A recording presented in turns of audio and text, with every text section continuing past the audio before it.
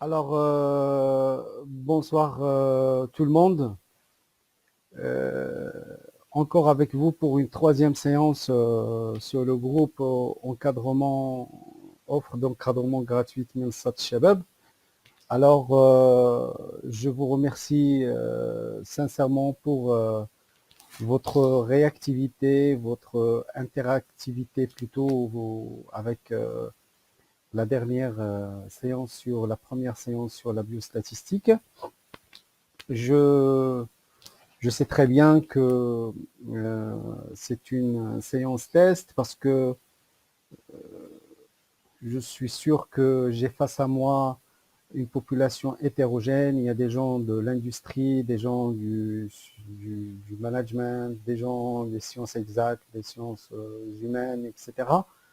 Alors, je pense que j'ai débordé un peu dans le temps, d'accord?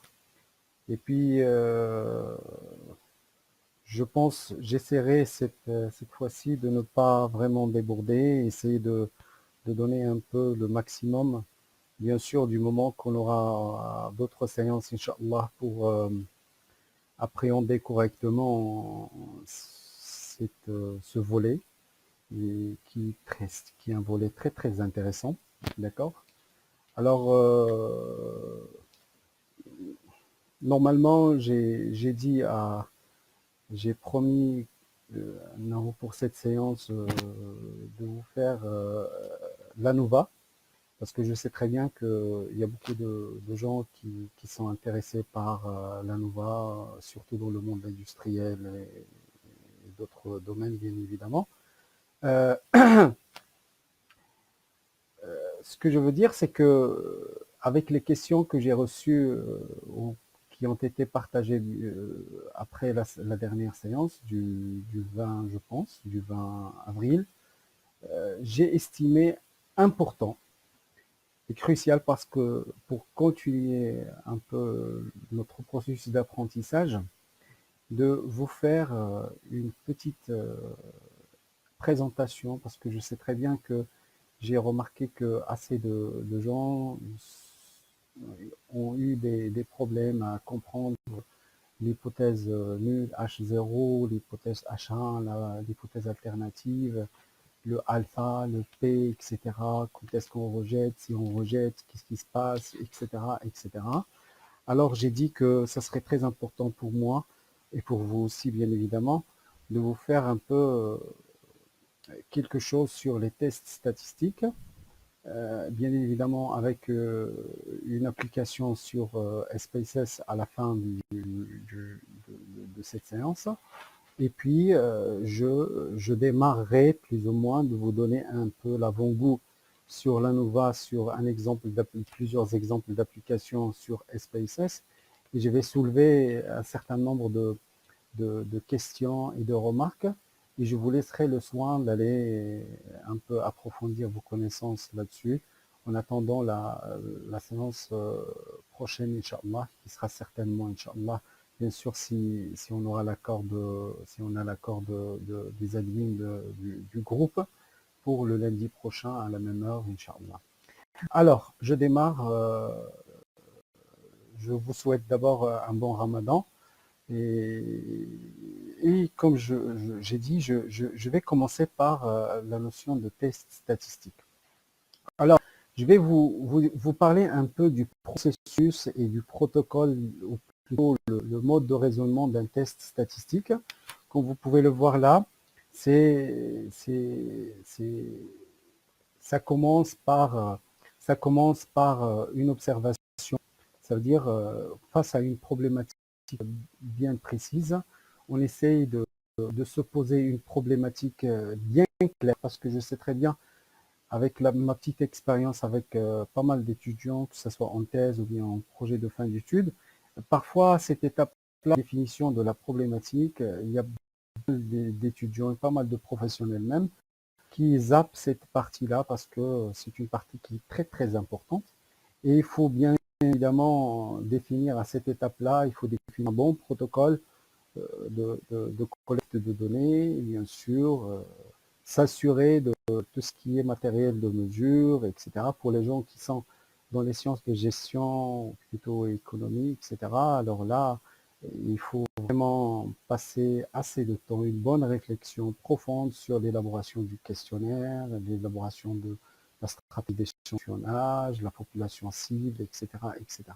De même, c'est ce qui est le cas aussi dans le monde industriel pour les sciences exactes, il faut vraiment passer assez de temps, il faut faire une très bonne bibliographie autour de votre problématique avant vraiment de vous lancer sur la collecte de données. Une fois la collecte des données, alors bien sûr, il faut aussi réfléchir correctement en deuxième étape, sur l'écriture exacte sur le H0 et le H1.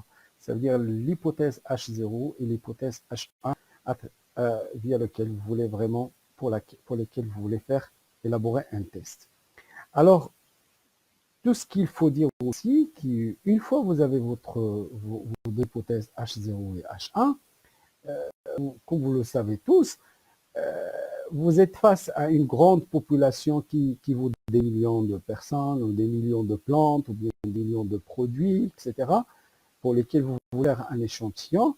Alors bien sûr, ce que vous avez observé, c'est un échantillon. Vous pouvez faire un effort pour obtenir un échantillon représentatif, mais reste toujours entre guillemets parce que vous serez toujours face à un échantillon avec un biais, avec une erreur, avec beaucoup de choses qui peuvent survenir à travers ça. Ça veut dire que vos décisions qui vont venir, ils seront jamais exactes.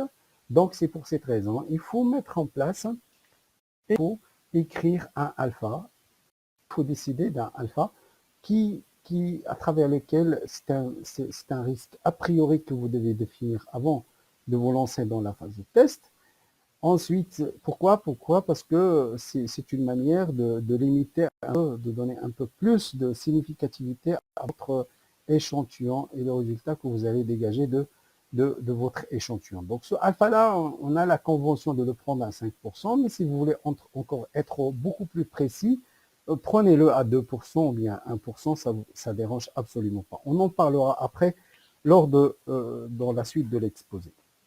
Alors, la quatrième étape, c'est une étape qui est très très très importante, c'est la phase test.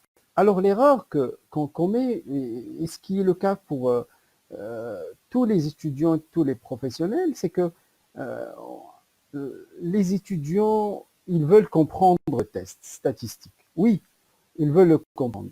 Il n'y a pas de problème. Mais je vous dis en toute sincérité, c'est une affaire de statisticien. Ça veut dire que vous pouvez juste prendre, et c'est ça la difficulté des statistiques, plutôt l'application des statistiques dans les sciences réelles, c'est que on est dans la jonction entre l'application et la théorie.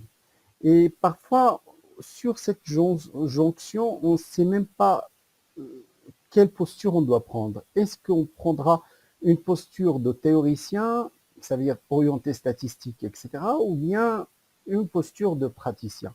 Moi, je vous dis tout en toute franchise, gardez votre posture de praticien, d'accord, et n'essayez de prendre que la connaissance des statistiques. Plutôt, je veux dire juste le côté application des statistiques, le côté vraiment profond, tout ce qui est estimation, estimateur, les tests, le biais, l'espérance, etc. Tout ce background théorique, essayez de ne pas rentrer, s'il vous plaît, dans ce détail-là, parce que vous risquez de vous perdre. Alors, ce que je propose, c'est que il faut prendre la formule du test, ça veut dire le test statistique, soit un Key2, ou bien un Fisher, ou bien un test de student, ou bien je ne sais pas. Et parfois, moi, je vous dis sincèrement, même la formule du test, vous pouvez vraiment la zapper. Vous pouvez complètement utiliser, j'ai utilisé le test tel en se référant à une ressource bibliographique qui dit un article ou un livre ou quelque chose, qui vous dit que dans ce cas-là, on applique le test tel. D'accord? La loi du test aussi, ne rentrez pas dans ces détails-là. Je vous conseille toujours de travailler avec des graphiques de loi de densité de probabilité pour les tests. C'est beaucoup plus important. Et une fois que vous avez cette loi-là, bien sûr, la mesure que vous allez faire pour votre test, ça va vous permettre un peu de localiser votre échantillon sur la barre dans la table du test ou bien du test que vous avez choisi, et ça va vous permettre de prendre une décision et vous pouvez interpréter. Alors, dans cette belle odyssée, moi je dis, on est en train comme vous pouvez voir à la droite de cette diapositive, on est en train de voyager des statistiques descriptives vers les statistiques inférentielles, tout en passant par un outil qui est trop difficile, je dis, trop difficile, surtout pour les non-mathématiciens, c'est un outil qui est trop, c'est un monde qui est un peu difficile et délicat, vers les statistiques inférentielles. Ça veut dire quoi? Ça veut dire qu'on est dans un échantillon, on observe un échantillon qui peut être représentatif, parce que déjà la représentativité, comme on va en parler, c'est un élément qui se discute en fonction de la complexité de l'étude et de la problématique, etc., en fonction de la population globale, en fonction de beaucoup de paramètres. Il y a toute une discipline dans ce sens-là. Ça veut dire, on veut ce qu'on a observé au niveau des statistiques descriptives pour notre échantillon, on veut l'extrapoler à toute la population. Et c'est ça le secret. Ça veut dire que il ne faut pas se dire que vous avez un bon échantillon de 300, 400, 500 personnes, alors vous avez le bâton magique qui vous permet vraiment de régler toutes les problématiques du monde. Vos résultats, vos conclusions, vos validations d'hypothèses, etc. resteront toujours avec un risque. Ça veut dire que, comme on va voir, c'est des choses qui, avec un risque. Ça veut dire qu'ils ne sont pas fermes à 100%. Donc, je vous invite, s'il vous plaît, vraiment à mettre dans votre tête que dans votre final, vous voulez générer des résultats et des interprétations pour la population globale. Alors, pour vous illustrer ce parcours qu'on va certainement utiliser souvent chaque fois qu'on est face à des situations de statistiques inférentielles, on va vraiment passer par ces 5 étapes dans notre protocole de recherche de résultats. Alors, pour illustrer tout ce que je viens de vous dire, j'ai préféré travailler avec vous un exemple trop simple. C'est un exemple simple et d'une part, je veux toujours renforcer et confirmer ce que j'ai fait avec vous dans la première séance. Et en même temps, ça va me permettre aussi de faire, plutôt d'exécuter les étapes que je viens de vous lister. Alors, la problématique, on est face à une problématique. Y a-t-il vraiment une différence significative, d'accord, entre les taux d'attaque, les deux taux d'attaque relatifs à deux populations, consommateurs et non consommateurs des huîtres? On se pose cette question. Est-ce que les huîtres contribuent à une épidémie de gastro-entérite? C'est très simple. On veut répondre à cette question. Alors, là, comme je vous ai dit l'autre fois, dans des enquêtes étiologiques, on a presque expérimentales, on a presque 3 catégories. On a les transférales, on a les études de cohorte ou bien des cas témoins, les études cas témoins. Alors, je pense que ici, je vais être dans une perspective de cas témoins. Ça veut dire, je vais prendre un échantillon, d'accord? Je vais prendre la population des consommateurs, d'accord? Et des non-consommateurs des huîtres, d'accord? Et puis, je vais choisir un échantillon de la population non consommatrice, et puis des huîtres, et un petit échantillon de la population consommatrice. Bien sûr, ce que je vais mesurer ici, dans mon échantillon final, je vais mesurer le taux d'attaque des consommateurs et le taux d'attaque des non-consommateurs. D'accord? Alors, j'ai petit t, là j'insiste sur cette chose, mais le taux d'attaque au niveau de la population des non-consommateurs et le taux d'attaque pour la population des consommateurs, je ne le connais pas. Et ça, ce qui est très, très important. Ça veut dire que moi, personnellement, je ne connais pas ces deux T, les T majuscules, les taux d'attaque. Donc moi, personnellement, ce que je vais voir, comment, à l'observation de mon échantillon-là, et à travers de ces deux paramètres, le T, le petit TC et le petit TNC, le taux d'attaque consommateur, essayer d'élaborer un résultat, une interprétation sur l'impact plutôt de la consommation des huîtres, d'accord, et l'incidence de la consommation des huîtres sur le déclenchement des problématiques de gastro-entérite. Alors, j'ai pris mon échantillon. Alors, cet échantillon-là, il est là. J'ai pris mon échantillon de 109 personnes pour les données, peut-être ils ont consommé, si je suis dans le prospectif ou bien rétrospectif, je pense que des gens qui ont consommé les huîtres, 41 sont malades et les 68 ils ne sont pas malades, donc un échantillon de 109 personnes. Et après, pour les gens qui n'ont pas consommé les huîtres, j'ai eu un échantillon de 61 personnes, 13 et 100 malades, ils ont gastro-entérite, et puis 48 qui ne l'ont pas. D'accord? Alors maintenant, la question qui se pose, est-ce que grâce à ces résultats que j'ai pu collecter, bien sûr, qui nécessitent un effort considérable, j'ai eu des taux d'attaque de 37% pour les consommateurs, 21% pour les huîtres et un taux global de 31,8% pour les 170 personnes que j'ai collectées. Alors, maintenant, je vais poser une grande question. Est-ce que cette différence que je vois là, qui est entre 37,6 et 21, est-ce qu'elle est tellement significative pour me permettre de dire est-ce que le taux d'attaque pour la population globale des consommateurs et le taux d'attaque pour la population non consommatrice, est-ce qu'il est différent? C'est ça la question. Je veux faire un test, pas sur le petit C et ce que je viens de calculer pour les champs, mais je veux extrapoler le résultat que je viens d'avoir ici dans mon cas, d'accord, pour une population globale. D'accord? Alors, je dois formuler mes hypothèses. Mes hypothèses sont H0, est-ce que le taux d'attaque au niveau des deux populations est égal? Et l'hypothèse alternative, c'est qu'ils sont différents. Alors là, vraiment, je suis dans une hypothèse alternative qui est bilatérale, ça veut dire je m'intéresse seulement à la différence, mais je ne m'intéresse pas à ce que est-ce qu'il est supérieur ou bien inférieur.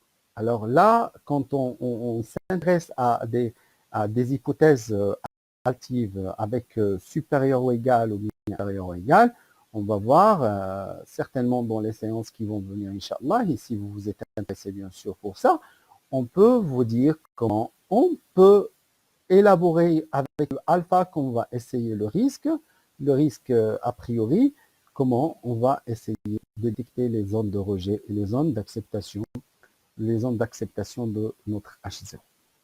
Alors, c'est ça notre grande problématique. Alors, regardez, le paradigme, ou plutôt la problématique et la complexité, c'est quoi? C'est que je veux un résultat pour les deux grandes populations, alors que je n'ai qu'une observation sur un échantillon, qui peut être un cas spécifique au niveau de ça, au niveau des deux populations. Donc là, ma population globale. Donc maintenant, je suis obligé de faire un test statistique. Alors le test statistique, il va me permettre, avec l'observation que j'ai vue pour mon échantillon, voir est-ce que c'est possible d'avoir un résultat pour la population globale. D'accord? Alors, je commence. Alors, j'ai ma population, ça veut dire les données que j'ai collectées. J'ai mes taux d'attaque qui sont là, d'accord? C'est ce qu'on appelle les effectifs observés au niveau de notre échantillon, d'accord? Le raisonnement dans un test, il se fait comment? Alors, tout simplement, il faut mettre ça dans votre tête. C'est que on commence, on suppose que H0 est vrai. Ça veut dire que je suppose qu'il n'y a aucune différence entre le taux d'attaque global pour les consommateurs et le taux d'attaque pour les non-consommateurs de huîtres. Ça veut dire quoi en d'autres termes?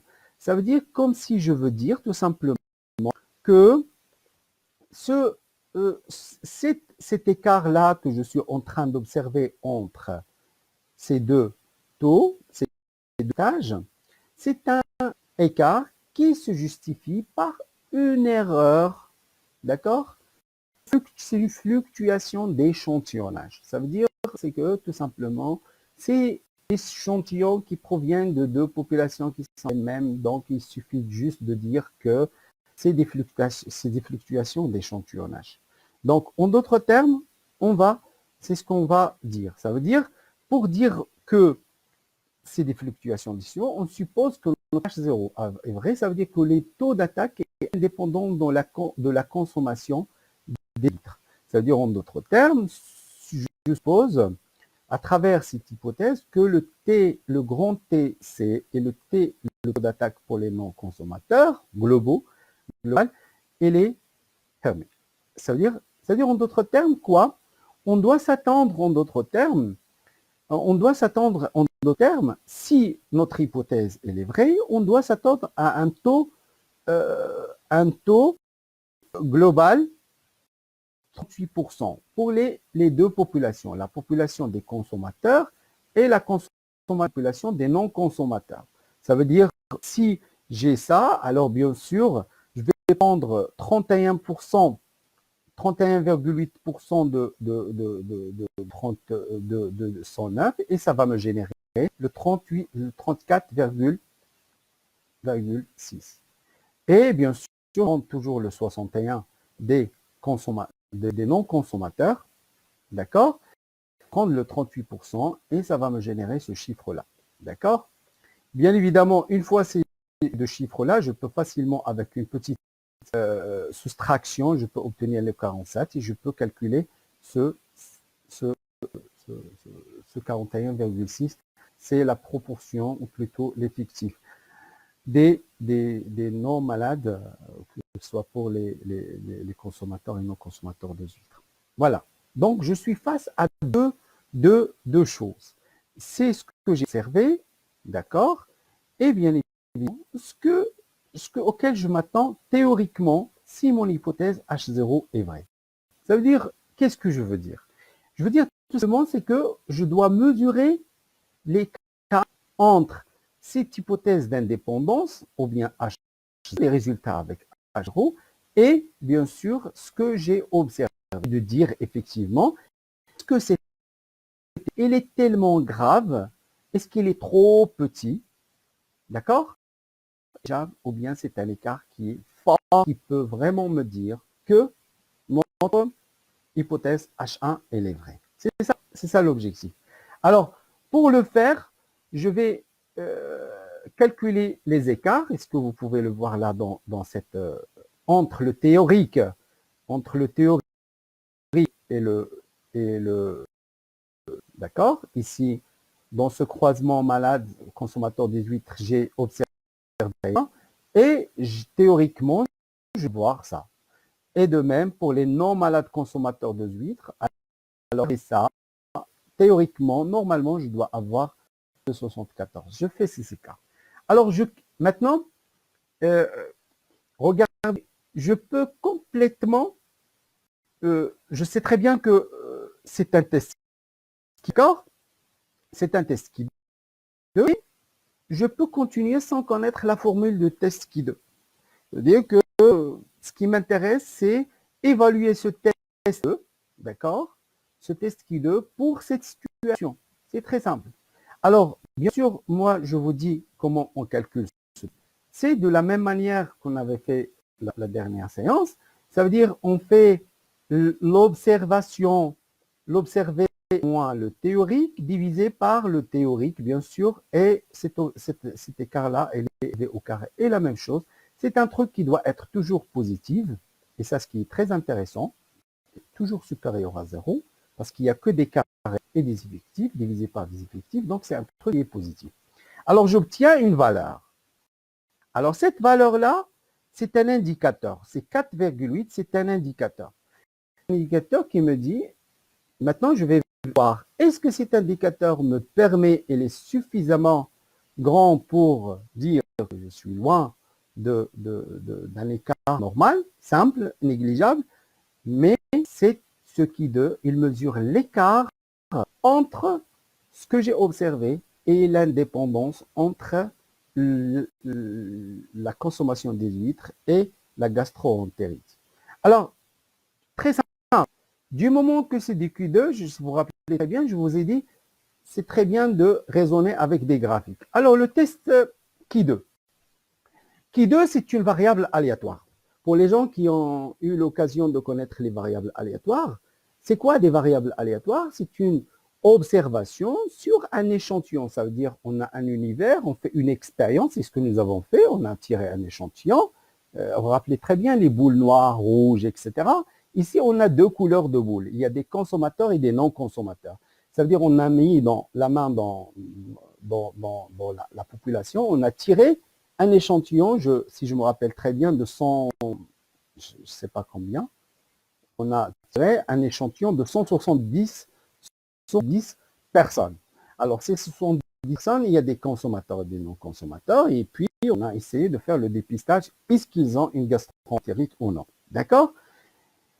Alors, une variable aléatoire, il a une densité de probabilité. Alors, cette densité de probabilité, c'est une fonction. Ce qui est là, donné par le rouge, c'est ce qui est là, d'accord? Alors, je rappelle à ce que vous dire que la surface entre la courbe liée comprise entre la courbe et l'axe des x, c'est une surface égale à 1. Ça veut dire en d'autres termes. Ça veut dire que, rappelez-vous très bien, j'ai dit que le test il est positif. Ça veut dire qu'il est test positif. Ça veut dire quoi? Que ici, c'est des Q2 qu'on pourra éventuellement observer pour d'autres échantillons. Ça veut dire on peut avoir un échantillon ici, on peut avoir un échantillon ici, il y a cette valeur, on peut avoir un échantillon qui est ici, avoir un échantillon qui est ici, on peut avoir un échantillon, etc., etc.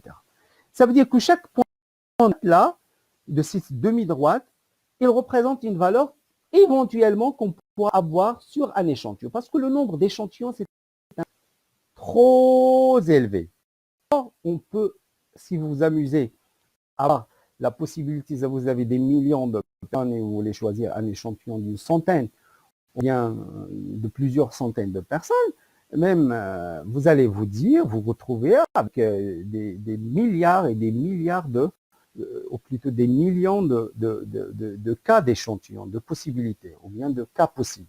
Donc, ce qui fait, les échantillons, tous les échantillons là, c'est des valeurs qui sont comprises entre 0 et 1. Et 0 est infini. Ça veut dire, là, vraiment, on peut se retrouver. Peut-être, nous, on a calculé, on a pris un échantillon, on a trouvé 4,8, c'est notre cas ici, d'accord? Mais des gens en France, ils vont faire, ou peut-être même au Maroc, des gens à Casa, ils vont trouver 6,9, c'est quelque chose.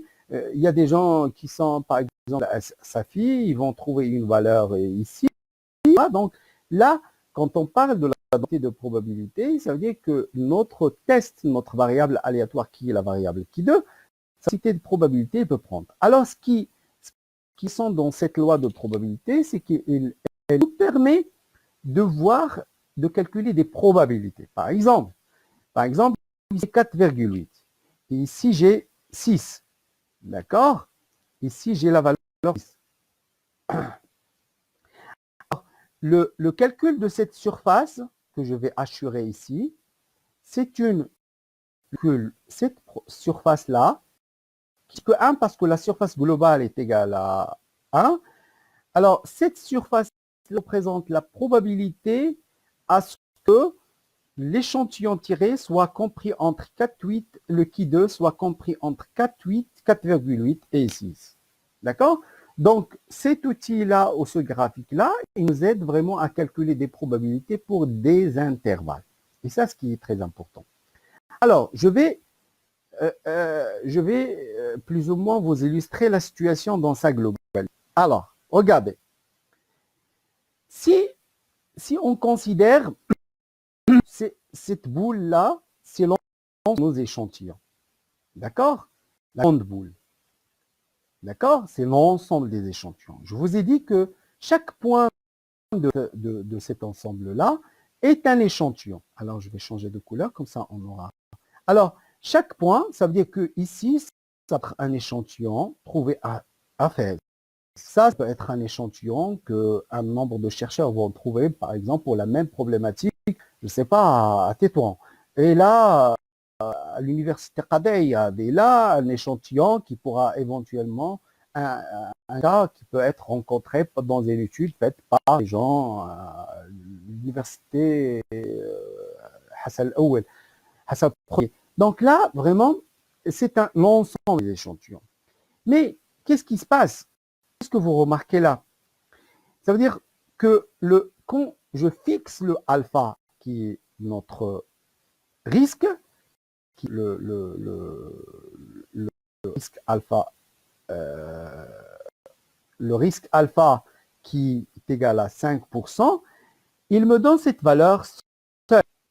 D'accord? Alors cette valeur, elle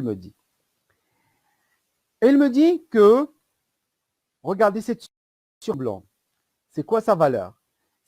C'est 5%, 0,05. Qu'est-ce qu'il me dit? Il me dit que 5% des échantillons pour cette expérience vont nous donner un Q2 qui est supérieur à 3,841. Et 95%, parce que cette surface-là est une valeur de 0,15, d'accord? Et c'est sur le reste, c'est 0,05.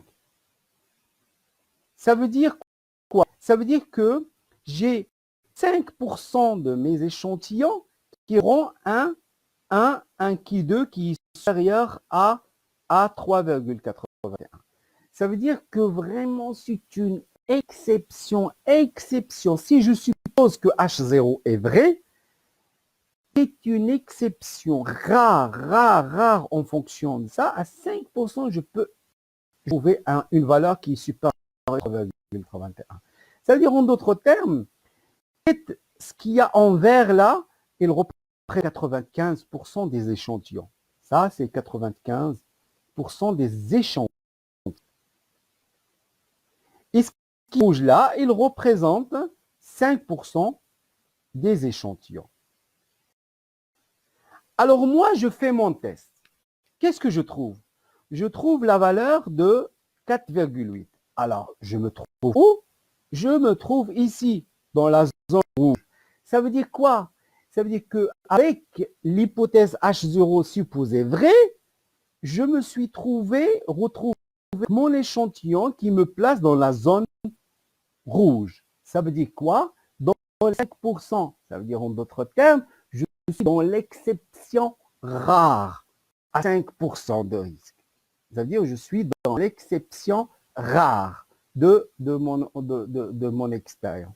C'est pour cette raison, quand je me retrouve dans cette zone rouge, en d'autres termes, à droite 3,81, à droite de cette valeur seuil, je peux dire que, sincèrement, H0, et il doit être rejeté. Il doit être rejeté, mais je dis toujours avec un risque de 5%, ou bien je peux dire avec une valeur de confiance de 95%. D'accord? Donc, quand je rejette H0 et j'adopte H1, je dois toujours accompagner ma conclusion avec le risque de 5%. Ça veut dire quoi le 5%? C'est le risque de quoi? Le 5%, c'est un risque de quoi? De rejeter H0 alors qu'elle est vraie. Ça, ce qui est très important. Parce que je suis toujours vrai ici. Toute la zone là, c'est des vrais. Donc, H0, donc je dis je rejette H0, je retiens H1 et je rejette H0, mais avec un risque de alpha, qui est ce qu'on appelle le risque de première espèce, et c'est un risque qui dit, c'est le risque de rejeter H1, H0 alors qu'elle est vraie. Ça veut dire, là, parce que là, je suis seulement sur une observation. Ça veut dire que j'ai seulement une étude de cas. Ça veut dire que là, je dis toujours que c'est très important pour nos étudiants, quand ils sont face à une problématique, ça serait très important vraiment de faire des agrégations plutôt de données qui ont été déjà faites dans des études. Ça serait très important de prendre en considération des ont été faites sur des différents, etc. Et ça nous permet vraiment d'avoir une banque de données assez variée, mais quand même vraiment de collecter des informations qui sont très importantes autour d'une problématique donnée. Donc, la conclusion, qu'est-ce que je dis? Je dis qu'à 5%, on rejette 0, d'accord, égalité de taux d'attaque, et on retient ça H1. Ça veut dire que ce que je peux dire, on conclut que la consommation des huîtres augmente le risque d'une gastroentérite. Les deux populations consommateurs et non consommateurs d'huîtres sont différents en matière. C'est quoi? De vulnérabilité. Ça veut dire que les deux populations que nous avons illustrées tout à l'heure en rouge et en vert, c'est des consommateurs et des non-consommateurs. Ils sont différents. C'est-à-dire, en d'autres termes, je peux dire que le taux d'attaque des consommateurs est différent du taux d'attaque de non-consommateurs. Il y a une chose qui est très importante, il y a des gens qui vont me dire, monsieur, mais c'est très important pour eux de faire une inégalité. L'autre, oui, on pourra le faire, mais bien évidemment, si on appuie notre constat, et qui est théorique, d'accord, avec des résultats de causalité et des explications scientifiques qui disent tout simplement que le taux consommateur, il est toujours supérieur avec une consommation excessive des huîtres, etc. En d'autres termes, j'ai rejeté l'hypothèse H0, j'ai retenu le H1, mais il y a une chose qui est très importante. J'ai calculé un P. C'est quoi ce P-là qui est généré par la plupart des logiciels? En fait, le P-là, c'est exactement cette zone, la suite de cette zone que je viens d'assurer ici. C'est cette zone-là, bien sûr, c'est plus petite que 1, et elle est plus petite que la surface blanche. Ça veut dire, la surface blanche, on a dit que c'est une surface qui vaut 0,5. Donc, notre P, il est plus petit que 0,05. On l'évalue avec un logiciel pour notre cas et on trouve 0,029. Alors, il y a des gens qui appellent le P là comme un risque. Non, il y a des gens qui l'appellent, des logiciels, on l'appelle value, et on le trouve parfois, par exemple dans le logiciel SPACE, on trouve avec la dénomination SIG, qui veut dire significance. Je vous invite sincèrement, parce que j'ai vu dernièrement une vidéo sur la différence entre la significativité et la signifiance. Ce serait très important de la regarder. Je pense qu'il est dans un groupe. Peut-être j'aurai l'opportunité de partager avec vous le lien des deux vidéos qui ont été animées par un éminent professeur pour vous expliquer un peu. Alors, le P, ce n'est pas un risque. Mais ce P-là, c'est un paramètre qui appuie, c'est un indicateur de significativité de votre test pour justifier, pour confirmer, pour appuyer l'hypothèse que vous avez retenue, qui est la différence des taux d'attaque au niveau des deux populations. Alors, qu'est-ce que je peux dire? Maintenant, j'ai rejeté H0 et j'ai obtenu H1 avec un risque de 5%. Maintenant, je me pose une question. Mais si je me suis trouvé par exemple, avec un taux ici, ça veut dire avec une valeur qui est inférieure à 3,841. Alors, il y a des gens qui vont me dire, ah, monsieur, donc, on va retenir H0. Non, non, non, non, non, non. Il ne faut jamais dire, on retient H0. Parce que H0 c'est une hypothèse, quand on a l'égalité, c'est une hypothèse presque irréalisable à 100%. Donc, il y a toujours un risque. Le malheur, c'est que pour confirmer ou bien pour prendre le H0, on doit toujours accompagner notre décision avec un risque. Et c'est le risque, c'est le deuxième risque dont je vais vous parler tout de suite. C'est un risque, ce qu'on appelle le risque du deuxième espèce. Et ce risque bêta, c'est un risque de quoi? De prendre H0, de rejeter H1 et de prendre H0 alors que H1 est vrai. Ça veut dire que dans la réalité, il y a une différence et vous avez, enfin, c'est ce qu'on appelle le risque du deuxième espèce qu'on note par bêta. Alors, une fois on a fait ça, donc le problème il est résolu. Alors, je rappelle ici que notre protocole, sur un test sur H0 H0 vrai, si H0 il est rejeté, donc on a H1 avec un risque alpha, mais si H0 il est rejeté, le cas où je viens de vous citer, alors on ne peut pas conclure. Ça, c'est qui est très important. Donc là, on ne peut pas conclure. Tout ce qu'on peut dire, ça veut dire avec notre échantillon, on ne peut pas accepter, d'accord? On ne peut pas accepter H1. Alors, maintenant, je vais vous donner un tableau synthétique sur cette situation pour vous dire un peu de quoi il s'agit et pour passer directement à l'application. Alors, c'est la réalité. Ça veut dire que dans la réalité, on a soit H0 est vrai, soit H1 est vrai. D'accord? Ça, c'est la réalité. Alors, regardez. H0 est vrai dans la réalité. Et on la rejette. Non-rejet, on non-rejet. Donc, c'est bien. Mais quand on la rejette alors qu'elle est vraie, alors le risque, c'est alpha. Ça veut dire ici, le risque alpha, c'est un risque quand on rejette H0 et on retient H1, alors que H0 est vrai. Alors, faites attention. Le cas dont je vous ai parlé, c'est le cas du risque bêta. C'est quand elle est H1, elle est réellement, et on l'a accepté, alors donc c'est OK, d'accord?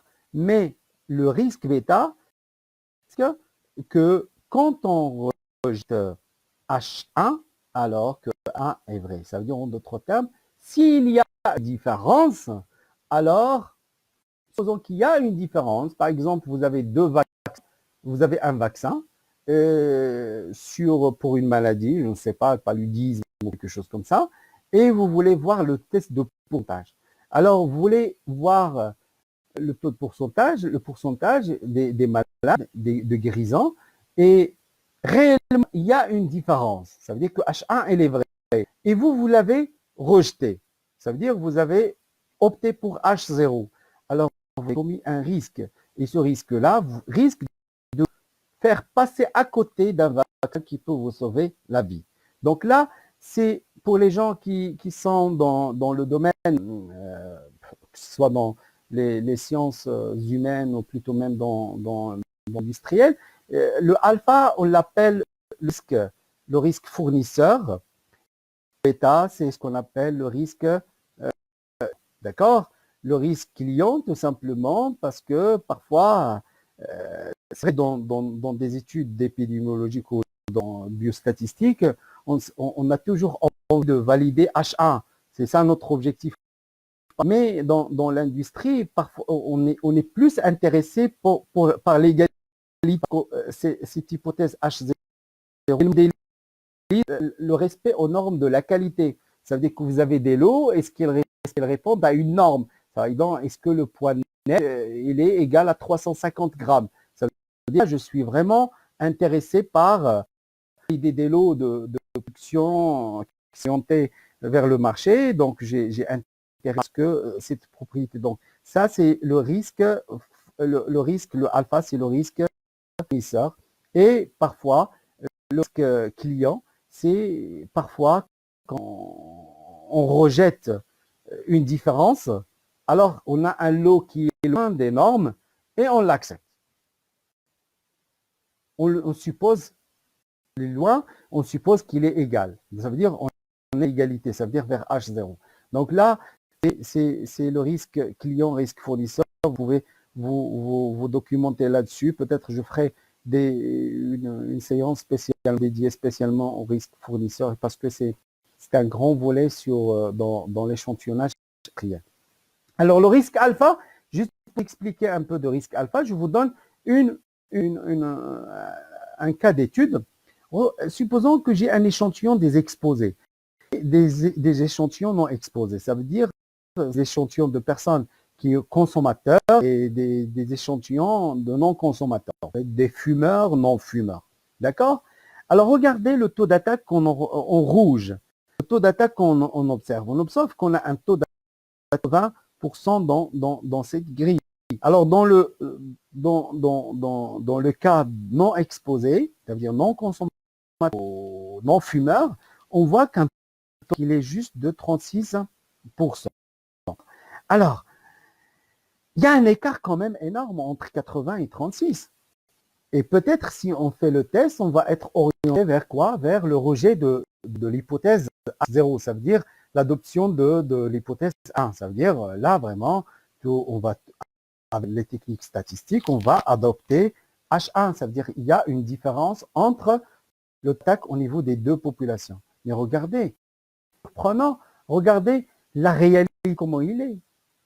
Alors, les deux échantillons que je vous ai donnés, ce que j'ai encadré, ça c'est cet échantillon-là. D'accord? Et ça c'est cet échantillon-là. D'accord? On voit clairement que la population des consommateurs, population des non-consommateurs, ont un taux d'attaque qui est presque proche de 50% et 48%. Ça veut dire que dans la réalité, il y a égalité presque des deux taux d'attaque. Mais en faisant notre échantillon, et ça montre effectivement que ce alpha-là, il faut vraiment le prendre parce qu'il ne faut jamais générer l'acceptation d'une hypothèse sans risque. Alors maintenant, je vais vous parler du risque bêta. D'accord? Alors le risque bêta, c'est quoi? Alors regardez, on a deux populations de consommateurs. Deux populations, ça c'est des consommateurs, d'accord? Et ici des populations non consommateurs. Alors regardez, clair et net que ici les consommateurs ont un taux d'attaque, il y a assez de malades de couleur rouge. Par contre, les non consommateurs, mais regardez quand je prends cet échantillon, un échantillon de là et un échantillon de là, je serai face à une situation où, je suis désolé, j'ai fait une petite erreur ici, ça doit être quelque chose de moins parce que ça c'est faux, d'accord? Mais on pourra facilement se retrouver avec par exemple, 1, 2, 3, 4, 5, 1, 2, 3, 4, 5, on a 20 comme de malades ici, on a de malades 5, 6, 7, 8, 9, 10, 11, 12. Donc ici, on a 12 sur 20, ça me donne quoi? 6 sur 10, c'est 0,6. Donc on a un taux d'attaque qui est de 60%. Alors ici, j'ai 1, 2, 3, 4, 5, 6, 7, 8, 9, 10, 11, 12, 13. Donc ici, j'ai 13 sur 20, un taux d'attaque qui me donne un taux d'attaque à peu près de 0,61, je pense. Donc on est des taux d'attaque qui sont les mêmes, alors que dans la réalité, les deux populations, ils sont tout à fait différents. Alors, je m'arrête au niveau théorique à ce niveau-là. Donc, il me reste 15 minutes. Je vais essayer de vous faire un peu une petite expérimentation sur SPSS. Ignorer. Alors, je vais prendre mon SPSS. Alors, ici, je vous dis que je considère le fichier qui donne les résultats de, de notre situation, l'exemple qu'on vient de traiter. Et je tiens à vous rappeler, comme je l'ai dit l'autre fois, normalement, les données brutes, ils sont pas comme ça. D'accord? Alors ici, on a combien on a de cas, je pense, on a combien on a dans notre exemple, on a 170 cas. Donc ici, 170 cas. Donc ici, normalement, dans les données, on doit avoir 170 lignes, d'accord? Et bien sûr, on aura consommateur non consommateur 68 fois, consommateur malade 41 fois, non consommateur non malade 48 fois et non consommateur malade 13 fois, d'accord? Et après, on peut arriver à cette formulation à travers l'outil données agrégation, agrégé, d'accord? On peut se retrouver avec un fichier comme celui-là, beaucoup plus synthétique. Alors, je suppose que je suis face à un document comme celui-là et je veux faire l'analyse. Alors, regardez, je vais faire analyse, statistique descriptive, et après, tableau croisé, d'accord? Ici, je mets en ligne, voilà, voilà, voilà. Je mets en ligne la consommation des huîtres, d'accord? L'exposition. Et après, je mets en colonne l'état de l'individu. Bien sûr, au niveau des statistiques, je demanderai un qui carré et je coche le risque, d'accord? Je pense que c'est tout, d'accord? Je vais vers les cellules, je décoche ça, c'est pas important pour moi. Je dis observer et puis je donne ligne, d'accord? Parce que j'ai un raisonnement taux d'incidence ou plutôt taux d'attaque, donc je dis OK. Donc, format, c'est pas important. Style, c'est pas important, d'accord? Et puis, je dis OK, d'accord? Et je vais voir les résultats, comment ils sont. Alors, regardez ce qui se passe. Effectivement, il va me donner mon tableau de contingence avec des pourcentages. Comme vous pouvez le voir là, ici, le 30% qui est le taux d'attaque et le 21,3% comme étant le taux d'attaque pour les non-consommateurs. Je vois que Q2 est égal à 4,8 comme on l'a calculé là, d'accord? Vous avez le P qui est bilatéral. Ici, faites attention parce qu'on est dans le bilatéral. Ça veut dire que je cherche seulement la différence, les deux taux de consommateurs pour les deux populations consommateurs différentes. Je ne dis pas que l'autre est supérieur à l'autre, mais si on est dans l'unilatéral, on en discutera après. Le P, ça c'est un P qui est inférieur à 0,05. Donc, on va opter vers la significativité, une significativité importante et on pourra dire qu'il y a vraiment une notion. Alors, je tiens aussi à dire un petit mot sur le deuxième tableau. Ça, on parlait la dernière séance, c'est le odd ratio. Quand on passe à des études témoins, on calcule le odd ratio, mais ce qui n'est pas intéressant pour nous. Mais ici, je veux vous dire un petit mot sur ce 1,765. Alors, 1,765, en fait, c'est le risque relatif, parce que j'ai eu des questions concernant le risque relatif. Ça veut dire c'est le rapport entre le taux d'attaque, ça veut dire en d'autres termes, je vais supprimer ça, pour ça je vais voir les deux.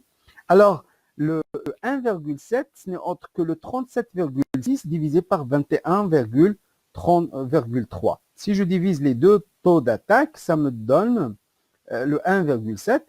Il est très important, c'est que j'ai un intervalle de confiance pour ce taux d'attaque. Il est entre 1,029 et 3,027. D'accord? Ça veut dire ce que vous pouvez remarquer ici, c'est que c'est un intervalle de confiance qui ne contient pas la valeur 1. Ça veut dire que la consommation des huîtres, c'est un facteur de risque pour la gastro-entérite. Ça veut dire qu'il y a un risque de déclenchement de la gastro-entérite pour les consommateurs des huîtres, même si l'intervalle de confiance n'est pas trop loin, et même si le risque ici, il n'est pas trop loin de plus grand que 1, mais c'est très important. Mais il y a aussi une chose qui est très très importante auquel je veux signaler, attirer votre attention. C'est quoi? C'est quoi ce 1,7 là? C'est le taux d'attaque observé au niveau des consommateurs divisé par le taux d'attaque. C'est que l'hypothèse H0, ça veut dire quoi? L'hypothèse H0 est vraie, ça veut dire normalement ce taux d'attaque, il doit être égal à 1 normalement. D'accord? Ça veut dire si cet intervalle de confiance ne contient pas 1, ça veut dire en d'autres termes, on a une interprétation en matière de facteurs de risque, on classe facteurs de consommation des huîtres, mais on pourra dire aussi une chose, c'est que les deux taux d'attaque de population, ils ne sont pas égaux. Parce que s'ils étaient égaux, dans cet intervalle de confiance, on doit avoir 1 dans cet intervalle de confiance parce que les deux taux d'attaque ils sont égaux. Donc, il va être égal à 1. Alors, j'espère que avec cet exemple-là, j'ai mis en clair. Il me reste 5 minutes. Il me reste 5 minutes avec vous.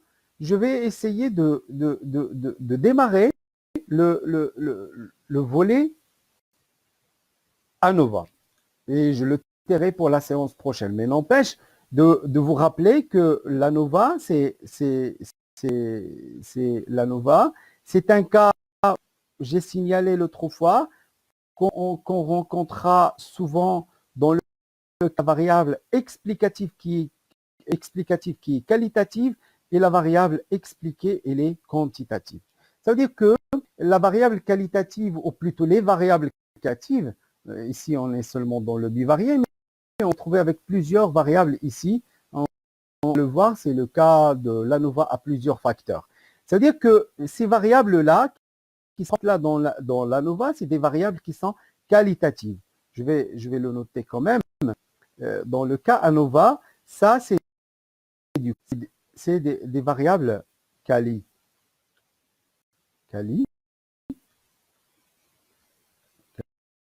Et ici, c'est des variables, c'est une variable quanti. On veut expliquer une variable quanti. Quanti, ici, ce qui est très important dans ces variables-là, on peut se permettre de retrouver plusieurs variables. L'ANOVA a un seul facteur, c'est une seule variable, mais on peut avoir l'ANOVA à plusieurs variables. On peut parler aussi de la MANOVA et on peut parler de l'ANCOVA et de la MANCOVA. C'est des concepts en fonction de la nature et la typologie des variables entrantes et les variables sortantes. Par exemple, MANOVA, c'est le cas où vous avez plusieurs variables, pas seulement une seule variable quantitative. On vous donnera des exemples. Et l'ANCOVA, le cas où on a une variable qualitative et des variables ici, d'accord? La MANCOVA, le cas où vous avez plusieurs variables quantitatives ici, et ici vous avez un mixte entre les variatives et qualitatives. Alors, je vais essayer de traiter avec vous, vous préparer une série d'exemples sur SPSS pour vous expliquer ces. Alors, mais n'empêche, pour vous donner un peu l'avant-goût, parce qu'il me reste quelques minutes avant de clôturer, je vais essayer de vous faire un exemple SPSS pour vous dire un peu de quoi il s'agit. La première des choses auxquelles je veux attirer votre attention, c'est quoi?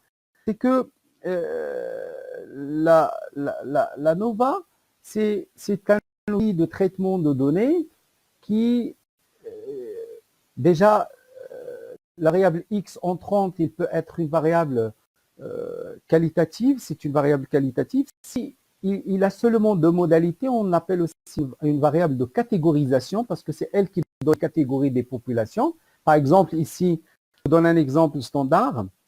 Ici, je suis face à une banque de données sur les employés d'une entreprise.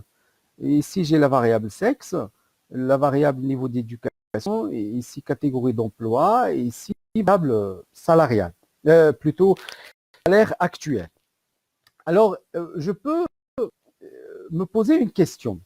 Est-ce que la variable sexe, il a un impact sur le salaire actuel? En d'autres termes, est-ce qu'il y a une équité, soi-disant, c'est du non-sexisme, sexisme plus, il y a une équité entre les femmes et les hommes en matière de salaire dans cette entreprise? Alors ici, la question que je veux répondre, est-ce que je vais calculer la moyenne, le salaire moyen pour les hommes, le salaire moyen pour les femmes, j'aurai deux valeurs sur cet échantillon bien sûr, et après je vais dire est-ce que le salaire pour les femmes il est égal au salaire des hommes dans la population globale. Ça veut dire en d'autres termes, je dois tester l'hypothèse est-ce que H0 et H0 c'est quoi? C'est le salaire pour les femmes égal le salaire pour les hommes. D'accord? Et l'hypothèse alternative, c'est que le salaire des hommes est différent des salaires des femmes. Et on pourra éventuellement, sauf s'il y a une hypothèse scientifique qui appuie à ce que les salaires des femmes doivent être inférieurs ou supérieurs, ça c'est une autre chose. On pourra vraiment à ce niveau-là choisir. Alors, ici j'ai deux modalités. Donc, je ne suis pas dans l'ANOVA complètement, mais je suis sur la comparaison de deux moyennes, salaire homme, etc. Chose que je pourrais faire facilement en utilisant Compare Me, et puis je vais choisir le test pour un échantillon indépendant. Test pour échantillon indépendant. Et puis, pour échantillon indépendant.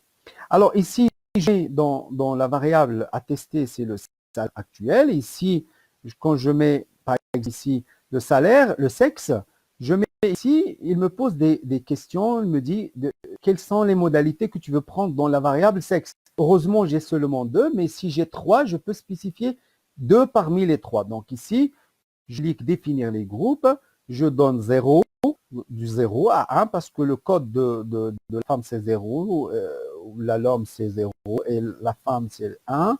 D'accord? Je mets 1, donc je dis poursuivre. Et puis, option, j'ai un intervalle de confusion de 84 que je peux toujours ajuster. Je donne OK. Après, je vais voir mon résultat. Qu'est-ce que ça donne? Bien sûr, j'ai les salaires moyens pour chaque catégorie. Par exemple, le salaire moyen, c'est 41 441 $. C'est des salaires annuels apparemment. Les femmes, c'est 26 031 $, d'accord? Les quarts-types, on a les quarts-types, etc., etc. Alors, mais je vois dans ce test-là deux lignes. Ça, ici, j'utilise le test T, le test de student. Vous pouvez le voir là, ici. Parce que j'ai seulement deux populations.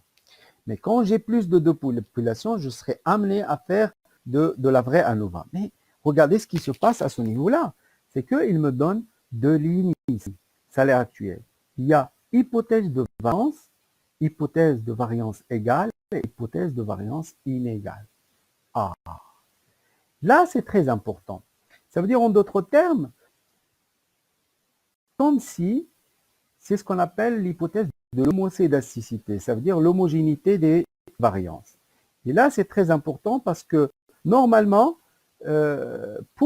parmi les conditions pour l'application d'un test de comparaison de moyenne, il faut que les variances au niveau des deux populations féminines et masculines, les deux variances ils sont égales. Ça veut dire qu'on est proche. Ça veut dire l'hypothèse égalité de variance, elle doit être retenue. Alors, ici, quand je vois je vois clairement que l'écart type ici, les hommes et le de 19, il y a une forte variabilité, alors que pour les femmes, c'est 7000. Je peux tout simplement montrer facilement avec un test, qu'on appelle un test de Leven, que les variances sont égales. Ça veut dire qu'ils ne sont pas égales. Ça, c'est très simple. Donc ici, si je veux interpréter ces données, donc je dois lire la deuxième ligne. Alors, deuxième ligne, la différence de moyenne est de 15 400 $. La différence d'erreur standard, mais ce qui est très important pour moi, c'est ce sigle-là. Ça veut dire que la p-value elle est plus petite que 0,05. Donc là, je peux dire que les deux moyennes ou bien les deux salaires moyennes des deux populations féminines et masculines sont quand même différentes. Donc ici, j'opte pour l'hypothèse H1. D'accord? Alors, rappelez-vous très bien, il y a une hypothèse pour appliquer la comparaison de moyenne qui est l'hypothèse de homozygoticité ou bien égalité de variance qu'il faut toujours vérifier a priori. On en parlera la séance prochaine pour vous dire comment remédier à des situations, à cette contrainte dans le cas où vous êtes face à une situation où vous n'avez pas l'égalité de variance. Alors, je vais prendre un autre dans le même exemple. Dans le même exemple, je vais prendre celle-ci, c'est la relation entre le salaire actuel, ici, avec la catégorie d'emploi. Ça veut dire, ici, pour la catégorie, on a responsable, catégorie secrétaire, et on a certainement secrétaire et cadre, bien sûr. Ici, comme vous pouvez le voir. De toutes les façons, dans ce cas-là, j'ai combien de groupes, de sous-groupes? J'ai un groupe de secrétaires, et responsables et cadres. Dans ce cas-là, je ne vais pas utiliser ce test d'échantillon indépendant, mais je vais utiliser l'ANOVA à un seul facteur. Et dans ce cas-là, je vais vérifier la variable que je veux expliquer. Et la variable explicative qui est une variable qualitative ici. Bien sûr, je dois spécifier un truc. Le TUCAY, comme on va le voir, c'est qui va nous permettre un peu de tester l'égalité des différentes variables. Vous pouvez voir ici dans cette boîte de dialogue, hypothèse à variance égale, hypothèse à variance inégale. Ça veut dire que dans le ou bien dans la comparaison de deux moyennes, toujours prendre en considération ces deux volets d'homozygosité et la non-homozygosité. Alors, le TUCAY, ça nous permet, je vais dire tout simplement, je vais être dans le TUCAY à variance égale, ou bien all, dans le cas, c'est les tests qu'on utilise souvent. Alors, option, je vais voir ce qu'il y a dans option. Je vais faire un test d'homogénéité de variance dont je vous ai parlé. Bien sûr, je peux, dans le Welsh et Brown for seats et Welsh, je dis comme ça, vas-y. Tout ça, je vais vous en parler pour vous expliquer de quoi il s'agit. Alors, salaire actuel. Salaire actuel, le test d'homogénéité. Alors, l'event, regardez le SIG, elle est comment? Il est ailleurs à 0,05. Ça veut dire quoi en d'autres termes?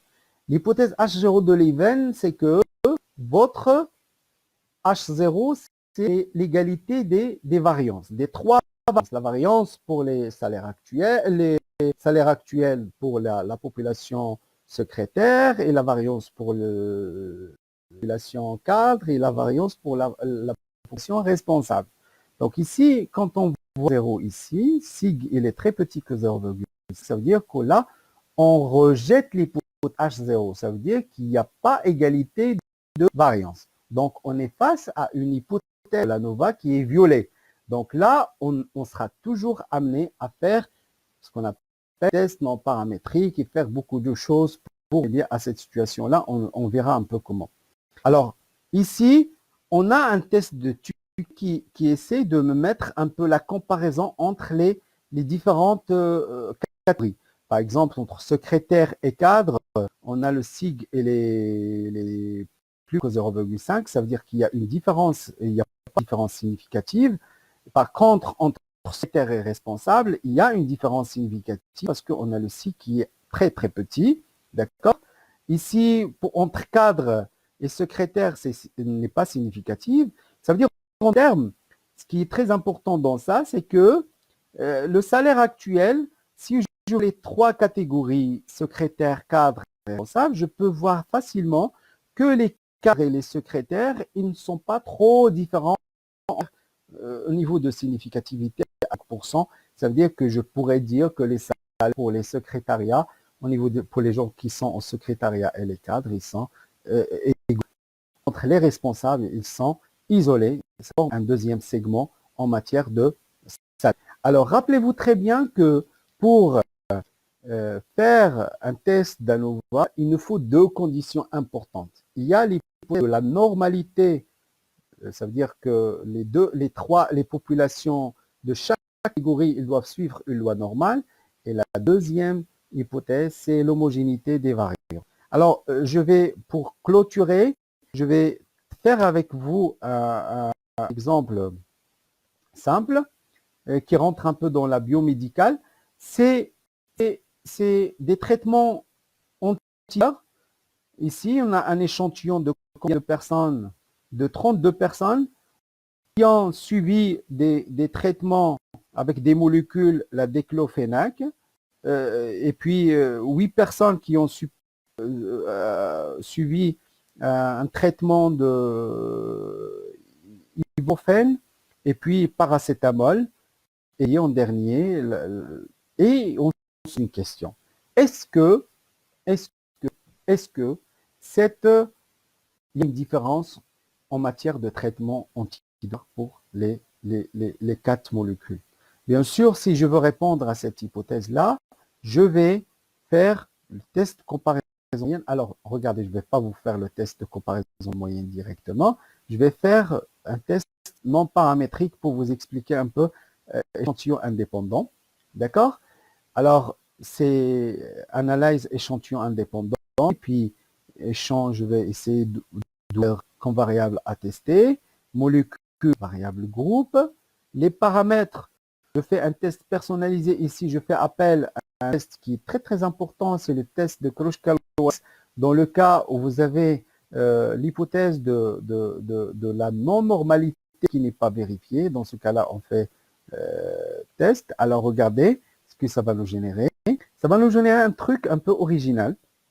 Regardez, déjà, on rejette, il nous écrit directement, on rejette l'hypothèse à 0. Ça veut dire quoi l'hypothèse nulle? Et si il est égal à 0,01, ça veut dire tout simplement que ici, je peux dire que l'égalité des moyennes ou bien des effets des 4 molécules, elle est rejetée. Ça veut dire que les 4, il y a certainement une ou deux, trois qui sort un peu du lot. Ça veut dire qu'il y a distinction d'effet entre les 4 molécules. Alors, quand je clique sur ça 2 fois, regardez, j'ai une autre fenêtre qui s'ouvre. Ici, au niveau de laquelle je vais voir un peu les diagrammes en moustache, et ça se voit clairement que l'aspirine, il a un effet important, d'accord? Et puis, la douleur est assez, soi-disant, c'est homogène parce qu'on voit une boîte à moustache assez petite. On voit clairement que c'est l'aspirine qui se positionne par rapport aux 3 autres. On voit que l'ibuprofène et le paracétamol ne sont pas assez différents. On voit qu'il y a un petit problème de normalité au niveau, surtout la paracétamol, la population paracétamol. On voit que le test statistique, il est là, mais ce qui est très important aussi, c'est que des champs, je peux tester des champs dépendants, comparaison à parier. Et ce qui est très important aussi, c'est que je peux aussi faire des tests groupe par groupe. Ça veut dire ici, je peux voir que la diclofénac et l'aspirine, il n'y a pas une différence significative. L'ibuprofène et l'aspirine, il n'y a pas de différence significative. Le paracétamol et l'aspirine, il n'y a pas de différence significative. Donc ici, je peux dire que je peux facilement utiliser ces comparaisons 2 à 2 pour constituer des groupes de molécules qui se ressemblent, qui ont assez de similarité. Alors, je vais m'arrêter à ce niveau-là pour vous dire merci pour votre attention. D'accord? Je pense que j'ai débordé par rapport à 1 heure. de 10 heures, de 10 minutes, je pense. Je vous dis que la séance prochaine va être une séance chaude parce que je vais essayer de vous regrouper un nombre de cas d'études assez complets en biostatistique pour le traitement de la NOVA et au niveau desquels nous allons vraiment traiter toutes les problèmes qu'on risque de rencontrer dans des problèmes de recherche ou bien de prospection qui nécessitent l'outil d'analyse de la variance. Essayer de traiter le cas où on a des hypothèses de normalité qui sautent au niveau des données. On va traiter le cas où on a des problèmes de l'homocédacité ou la l'homogénéité des variances qui n'est pas là. Donc, je vous remercie infiniment et je serai toujours dans l'attente de vos questions et de vos propositions pour les autres séminaires qui vont venir parce que notre objectif à travers encadrement gratuit, offre d'encadrement gratuit, c'est d'essayer de réaliser cette action, bien sûr à travers d'autres intervenants sur d'autres disciplines pour répondre aux besoins des gens des sciences techniques que ce soit parce que je sais très bien avec le confinement actuel, il y a une très belle dynamique qui se passe, mais ce que j'ai, c'est que la plupart des cours et des lives qui se mettent en place, c'est orienté sciences de gestion, économie pour les... Et malheureusement, les étudiants qui sont dans les sciences d'actes et des disciplines pointues comme finance, etc., donc besoin de gens pour leur donner un main et partager le plus de connaissances, essayer de donner un coup de pouce citoyen pour nos étudiants et nos chercheurs pour qu'ils puissent appréhender correctement leurs études et leur travail. Je vous remercie infiniment et bonne soirée. Je serai content de vos remarques. À la prochaine.